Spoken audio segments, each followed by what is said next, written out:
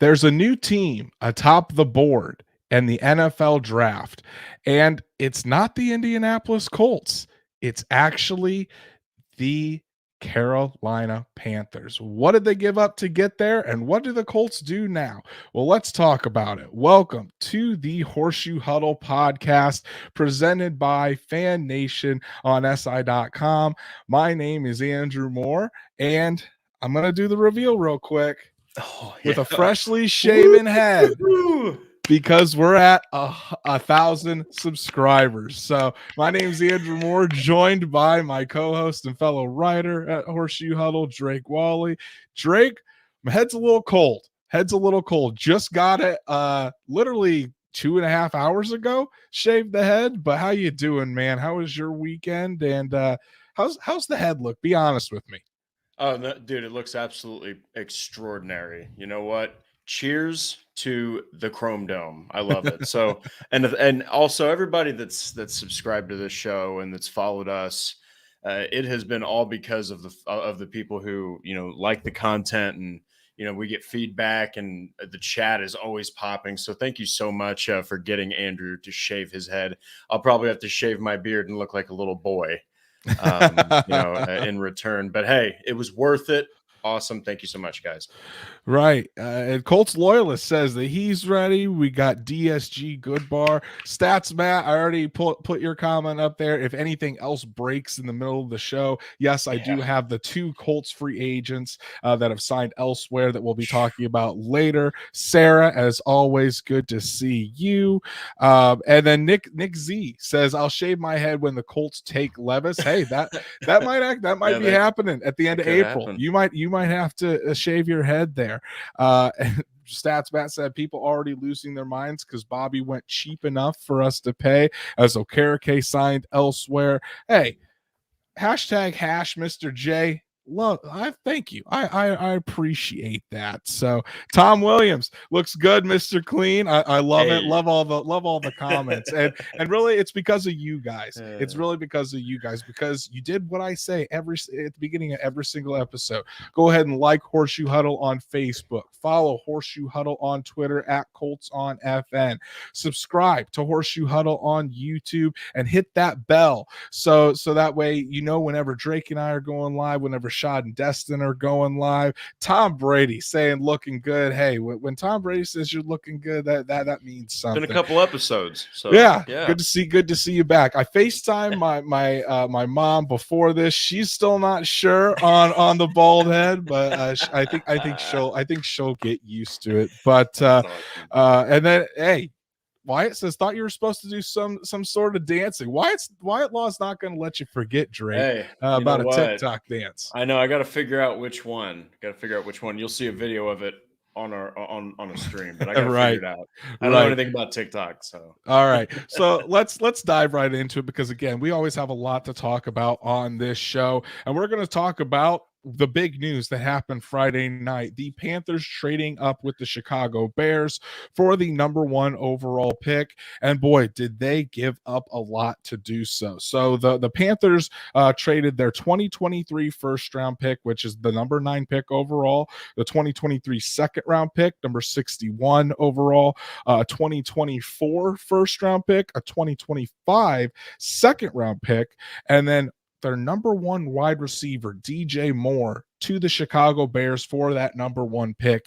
Wow, that is a lot of capital, not only to give up all that draft capital, but to give up your #1 wide receiver in order to move up to one to take a rookie quarterback who's going to need weapons to throw to. So Drake, let's hear it. Give me your gut reaction to the trade. What are you thinking? And kind of just like explain why did the Panthers give that so much to move up? Well, I mean, they kind of had their hands tied in a way, because they're at the 9th spot. And I mean, you had to think about the Falcons. You had to think about the Raiders. You had to think about, the Colts. You had to think about the Texans. You had to think about other teams potentially taking that #1 spot. I don't think that going second or third really makes any sense. If you're going to go for the guy, you got to go for the guy, and so I understand it, but I think that while they didn't really have much of a choice, oh man, they won the trade, and Carolina does get to pick one of the big four first, and the Colts might have to pivot because of that selection. But my goodness, man, that is just an absolute haul. And DJ Moore is no slouch. That guy is going to help open up the Bears offense big time. So, depending on how this quarterback turns out for Carolina, I guess we'll see who won the trade. Right. It is a lot to give up to move up to number one. And obviously we're not going to know this in year one, not even probably till 2 or 3 years down the road at least. But if the quarterback that the Panthers take at number one turns into a bona fide superstar in the NFL, I mean, no one's going to care what the Panthers gave up in order to get that quarterback. But it is a lot to go up there to be able to select that, especially when you're in a class where a lot of the NFL doesn't think there is a prospect that's on the same level as like an Andrew Luck, a Joe Burrow, Trevor Lawrence, any of those guys. There's no surefire thing. So it is a lot, and then when you're giving up your number one wide receiver on top of that, the who is really supposed to be that young quarterback's next best friend in a way. It's tough to see. It's tough to really rationalize. But again, we're not going to know for a couple of years. But if they go up there and absolutely nail this pick, say whoever they take, whether it's C.J. Stroud, Bryce Young, Anthony Richardson, Will Levis, whoever the Panthers end up taking on April 27th, if they turn into the next superstar, nobody's going to care, and it's going to be well worth it. But I mean, one thing you do have to commend is the Panthers for being aggressive and really trying to put everything into getting off the quarterback carousel and trying to find the answer for the most important position in football.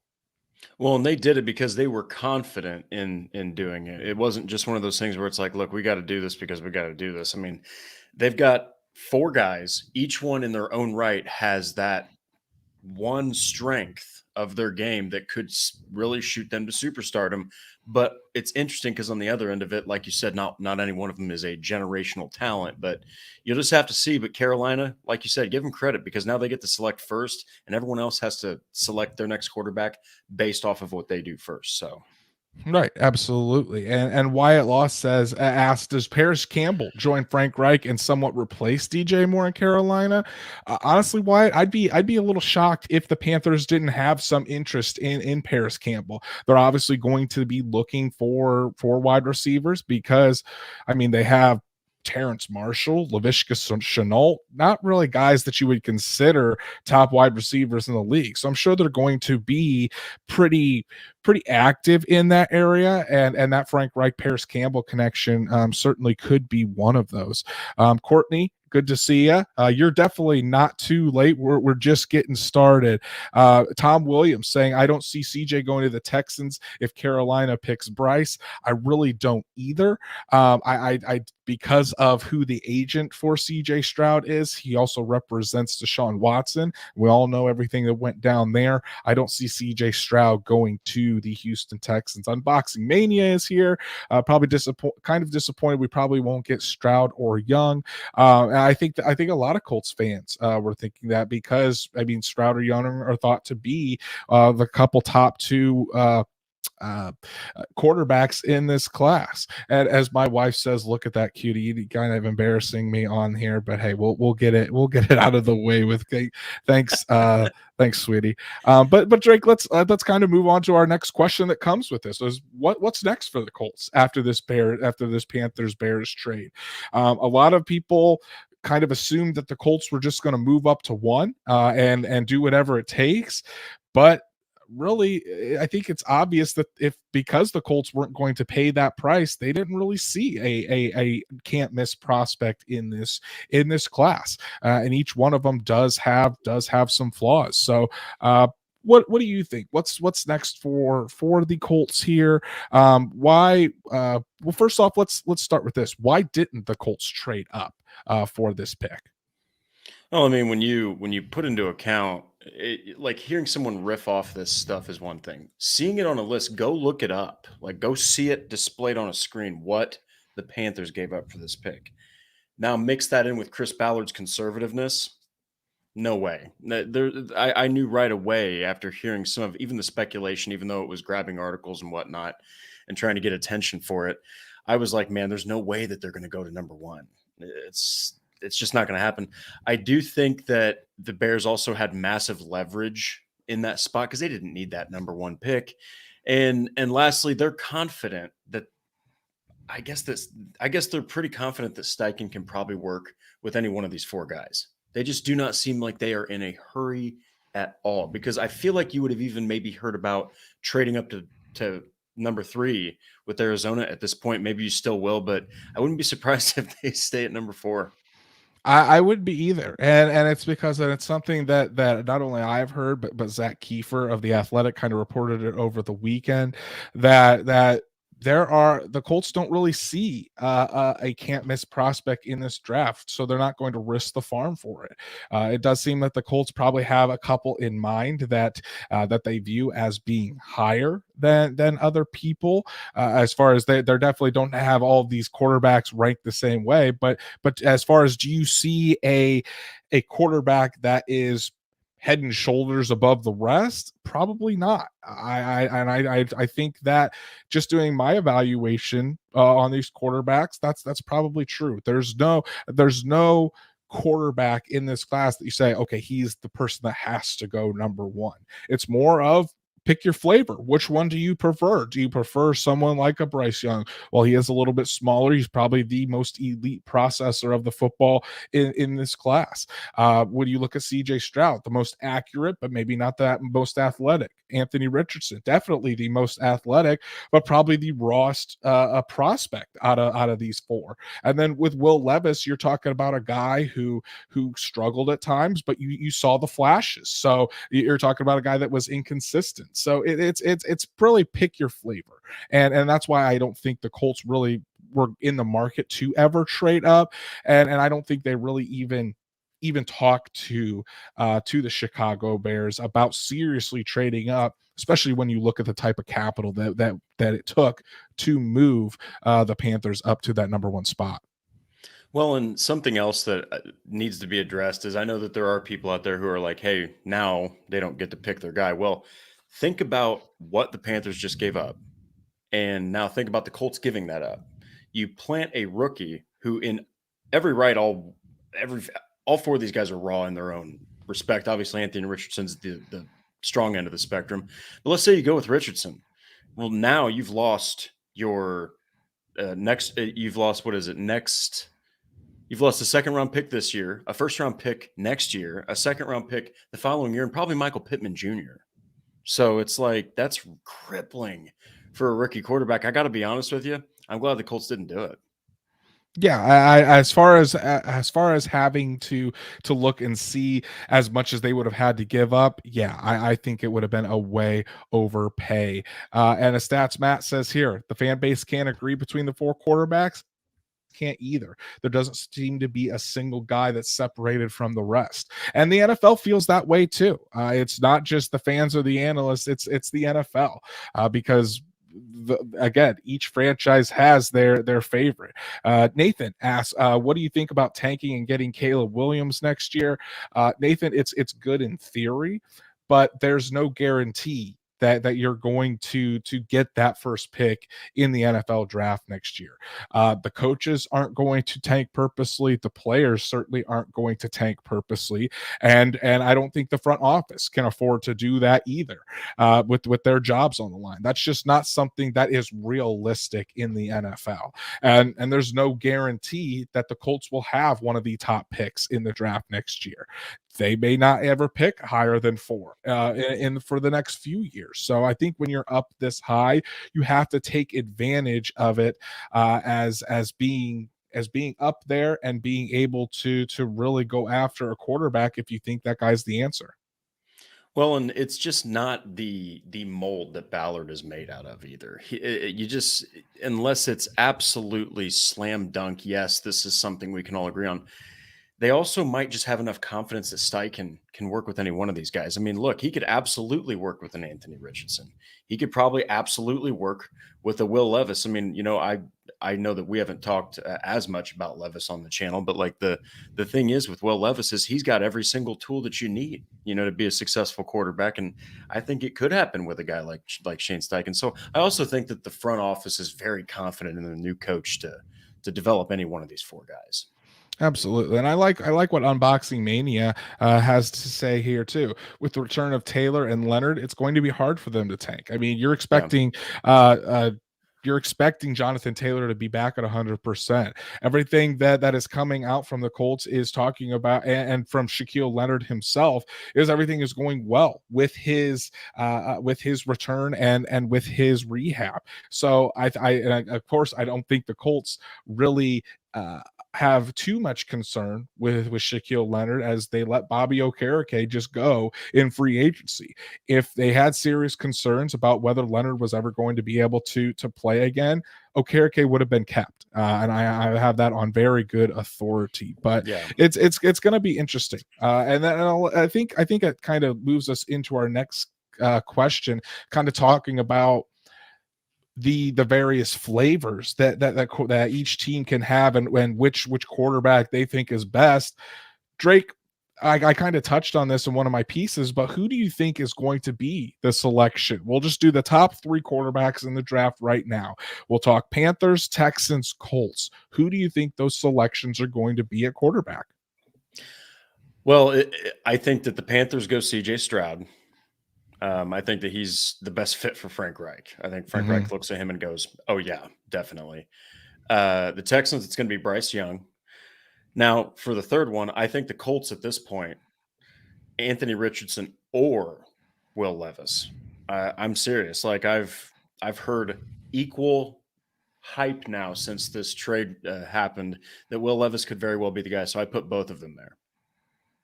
Yeah, I mean, as of what I think that Frank Reich is going to is really a big CJ Stroud guy. When you think of the type of quarterbacks that the Frank Reich has worked with in the past, he always values guys that are able to be accurate.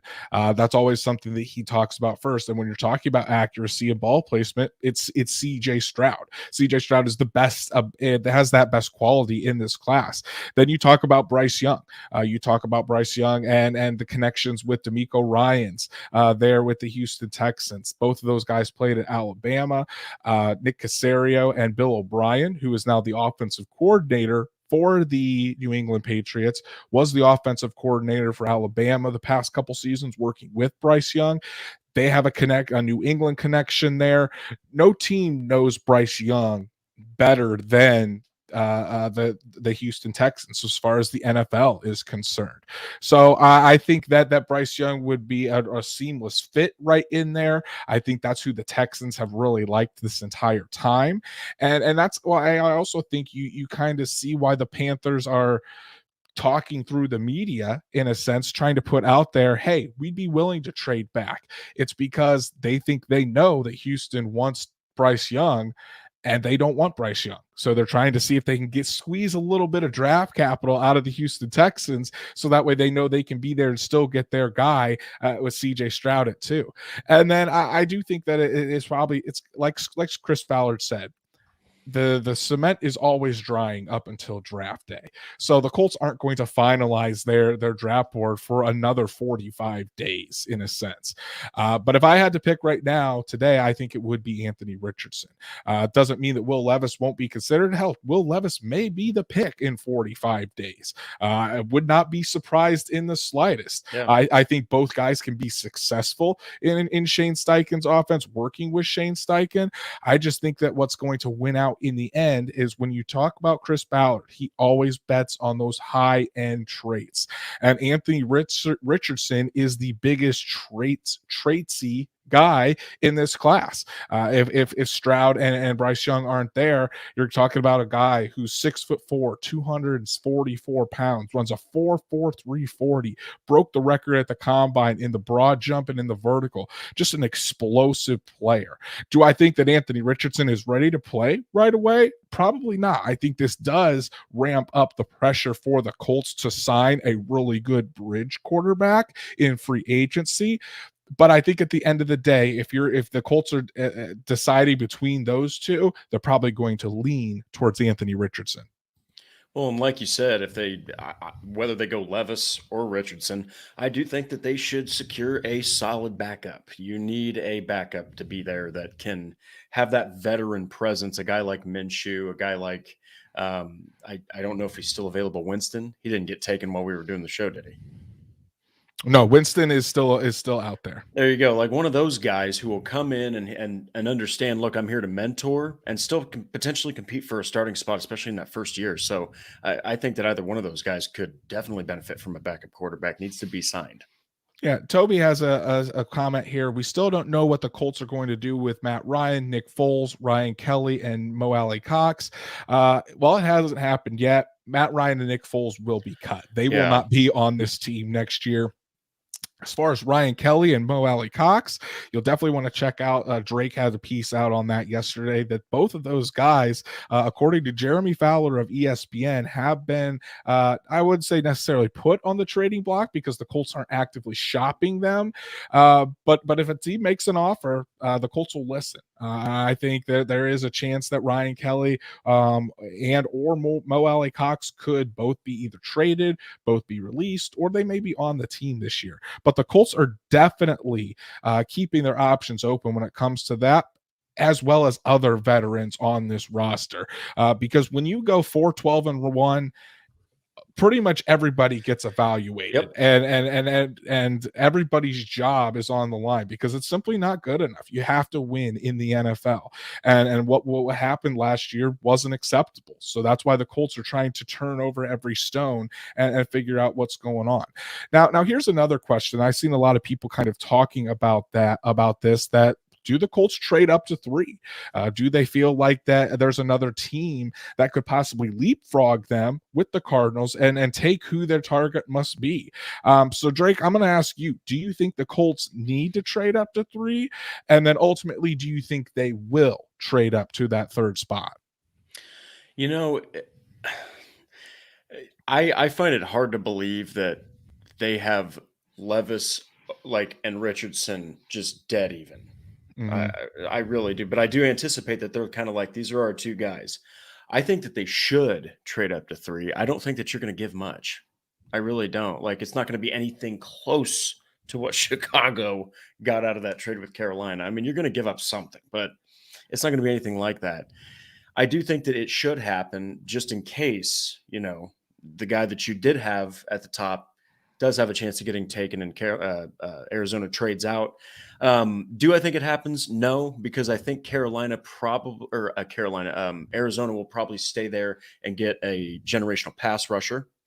I also think that Ballard just isn't the guy to trade up. I know that it's such an easy argument to fall on, but I mean, it's so true. He's just not. He just doesn't really feel like it's necessary. And again, I do think that he's confident enough that Steichen can develop any one of the 4 guys, but especially Levis or Richardson. Yeah, and I like what the comments I've been putting up have said. I know DSG Goodbar said he'd like to trade up to 3 to be safe.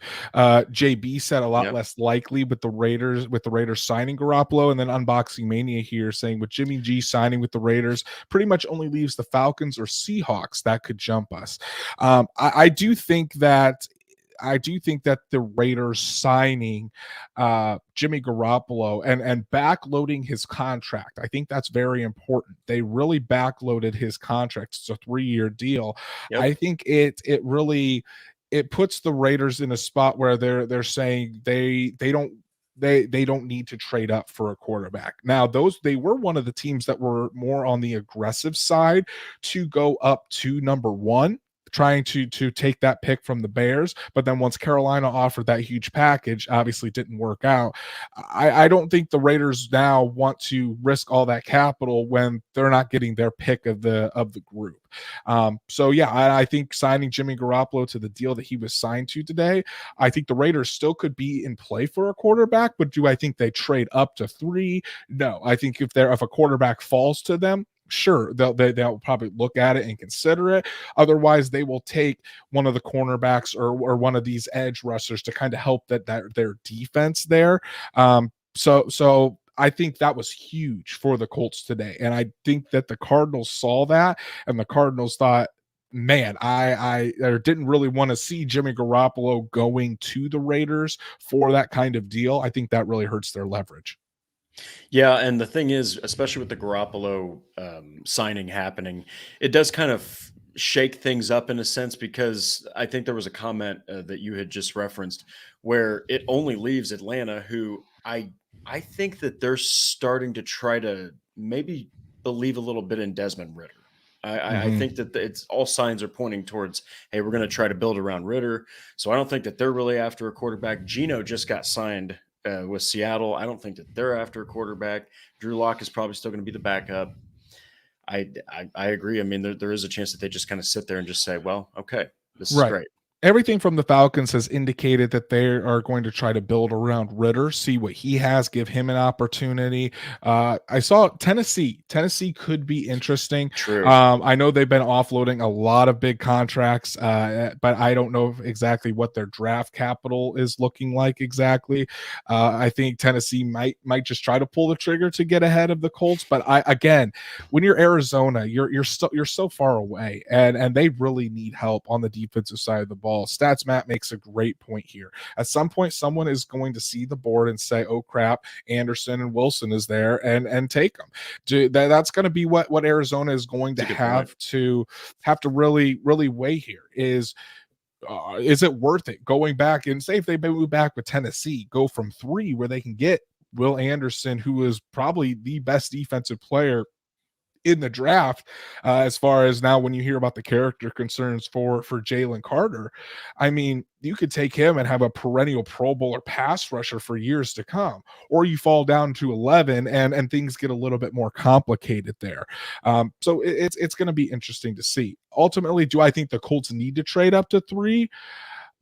At this point, with what we know today, I don't think so.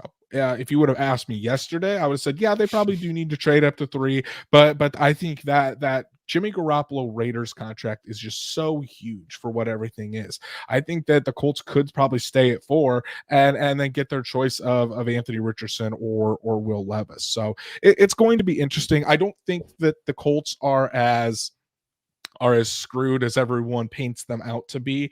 I really don't. I think that was a lot of people probably convincing themselves that they need to move up to number 1 in order to get someone like Stroud or Bryce Young. But hey, if the Colts don't feel like well, they're one of the guys that they're a can't miss superstar prospect, then you don't want to give that up to go up and take them. And we, again, like I said 10 minutes ago, we're not exactly going to know who is right until probably 2, 3, maybe even 4 years down the line. So we'll have to see.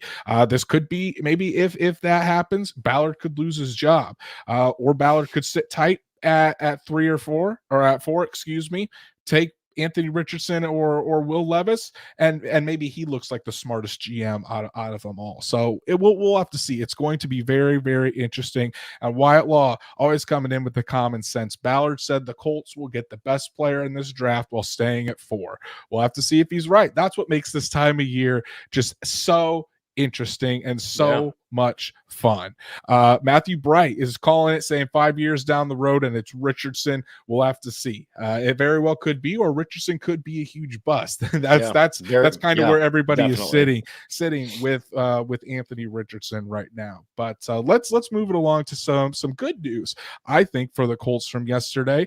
The Colts re-signed defensive lineman Tyquan Lewis. They're so far their only signing of this free agency period, bringing back one of their their own. It's a 1-year, $2.1 million deal. Drake, what do you think about the signing, and what do you think Tyquan Lewis can do for this team in 2023?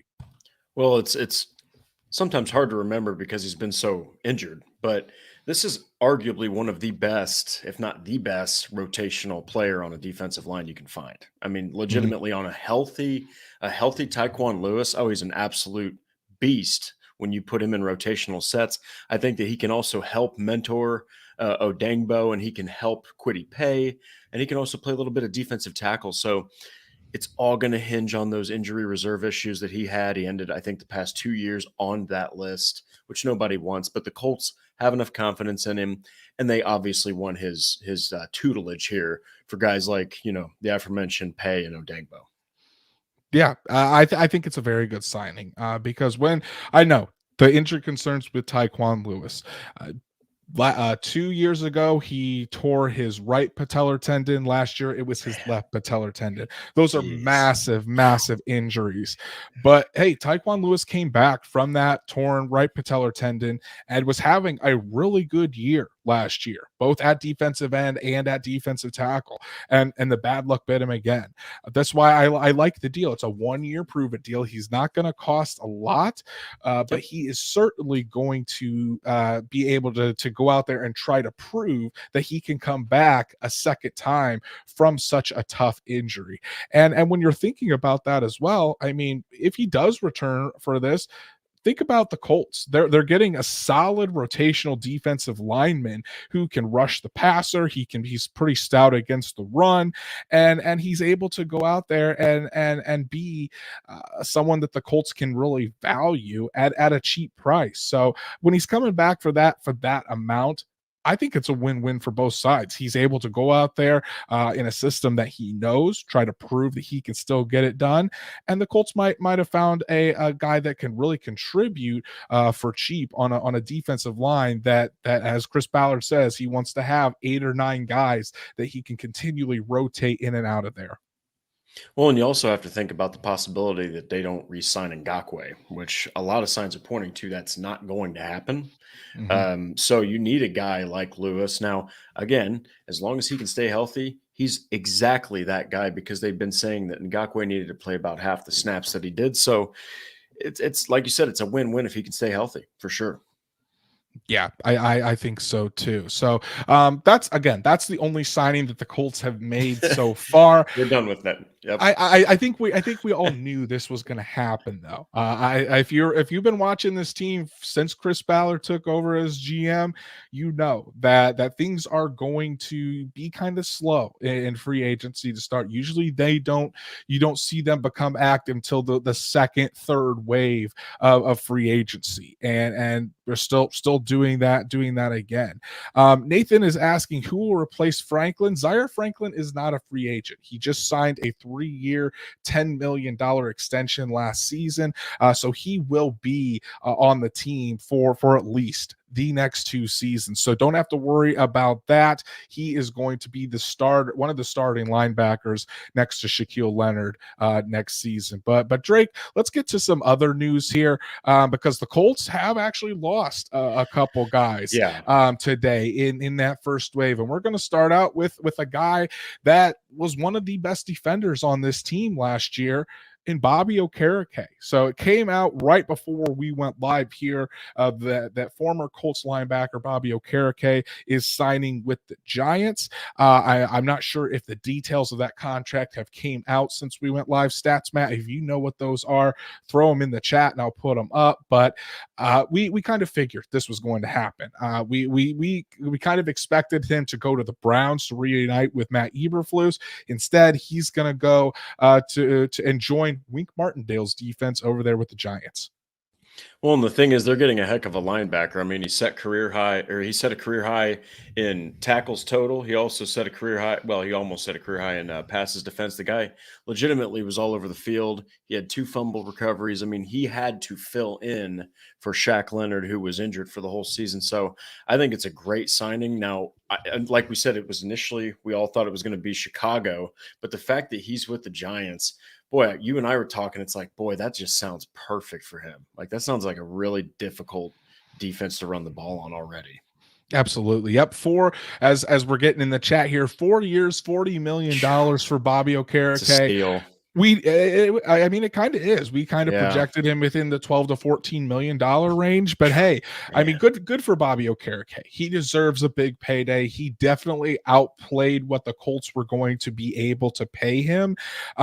And as Toby says, 22 million guaranteed. That's good money for an off-ball linebacker. So the Colts and Bobby Okereke are leaving on good terms. There's no bad blood between them. The Colts just knew that, hey, we're already paying Shaquille Leonard $20 million a year. In today's NFL, you can't pay two off-ball linebackers that much money. So good for Bobby Okereke. Wish him well. Hell of a person, first and foremost. Oh, yeah. Hell of a player. And I'm excited to see what he does. I think he can absolutely tear it up in that Wink Martindale defense. And I think he'll instantly come into that locker room and immediately be one of the leaders for that Giants defense. So good for Okereke. Well, and he's also going to be in a defense that blitzes like no other. So he's going to have plenty of opportunities to stay back in coverage for turnovers. He's going to probably have some opportunities to get after the quarterback. It's going to be interesting to see how Martindale uses him. So good for Okereke and good for the Giants defense. Yeah, absolutely. And then we'll get to the other guy that the Colts we'll be moving on from the Colts today, and that's cornerback Brandon Faison. So Brandon Faison is re-signing. He with the Las Vegas Raiders. He came to the Colts from the Raiders. Took 1 year detour in Indianapolis, goes back to the Las Vegas Raiders there. Again, this was another move that we did not expect, or I'm sorry, that we expected to happen. We did not expect Faison to be back with the Colts. Signed to be the starter, kind of rotated with Isaiah Rodgers, and he did not have a good season. In my opinion, Isaiah Rodgers should have been in there as the starter from the jump and played all year. I don't think Brandon Faison, he might be missed for depth purposes, but you can say his tenure in Indianapolis was a disappointment. Well, and I think it was Wyatt Law's comment is very interesting because it's like, Gus Bradley really campaigned to bring him from the Raiders to Indianapolis. And now that Gus Bradley's staying, the thought process was, well, Faison will stay. Well, now he's going back to Gus's old team. So it kind of makes you think, I wonder if, maybe McDaniel was like, you know what? He's good for depth purposes or something like that. But regardless, you will see the Colts either sign or they will draft a cornerback or maybe even two cornerbacks, because I saw Jamel Dean is probably re-signing in Tampa. So who knows what's going to happen at that position. Exactly. They may double dip. They may even do both things that you said there, Drake. They might sign a veteran and draft one. Would not put it past the Colts because they do need help at corner. And I like this joke here by DSG Goodbar. If Faison goes back to Las Vegas, we should automatically get Rock Ya-Sin back. Wouldn't be mad about that. Wouldn't be mad about a Rock Ya-Sin reunion with the Colts. Do I think it happens? Probably not, because the Colts traded him away. You typically don't go back to the team that traded you away. And not only that, but Rock Ya-Sin kind of said some comments after he left Indianapolis that he was excited to leave. So we'll see. As Stats Matt says, put Rock on the outside and put Rodgers inside if the Colts end up moving on from Kenny Moore. That would be interesting to have Gilmore on the other side and Rock on the left. So, but that's so far have been the only moves related to the Colts. I'm sure by the time we talk to you guys again on Thursday, there's going to be some more news that we're going to talk about. But that's our show for tonight, guys. Thank you so much for everybody that came and joined us. DSG Goodbar, Stats Matt, Nico, Nathan, Tom, Wyatt, Unboxing Mania, all of you guys, just Tom Williams, just making it just such a fun time tonight. We got to talk about quarterbacks, free agency. The NFL offseason is officially underway. And like I said, only 45 days until the NFL draft. And things are going to get a lot crazier from this point forward. So if you haven't already, please, if you're not already one of the 1,000 subscribers that we have, go ahead and subscribe. Go ahead and follow Horseshoe Huddle on Twitter at Colts on FN. like Horseshoe Huddle on Facebook and subscribe to that YouTube channel. Hit the bell so you know whenever we're going live, whenever Destin and Sean are going live, whenever we have spontaneous shows like we did yesterday. Destin and I did a 7-round Colts mock draft. That was an absolute blast. The Burger Podcast saying congrats on the 1,000 subscribers. Hey, go subscribe to the Burger Podcast as well. Good show. DSG Goodbar says keep the head shiny. Absolutely. I'm digging it. Yes. The wife is too. The wife didn't stop rubbing my freshly shaved head when I got back home. And Wyatt Law says leave the light on as always. But before we do that, Drake, what are some things that you are working on or some of the articles that you produced on horseshoehuddle.com? Well, as you had mentioned before, the potential trade or release of Ryan Kelly and Mo Ali Cox. So go check that out. But also 3 ways the Panthers trade could affect the Colts offseason approach. Absolutely. And then I released some of my thoughts on what is going on behind the scenes and what's possibly happening with the quarterback situation. And with free agency here, we're going to have a lot more on the site as well. So be on the lookout for that. So go follow Drake at DWalster-Drake. You can follow me at Andrew Moore NFL.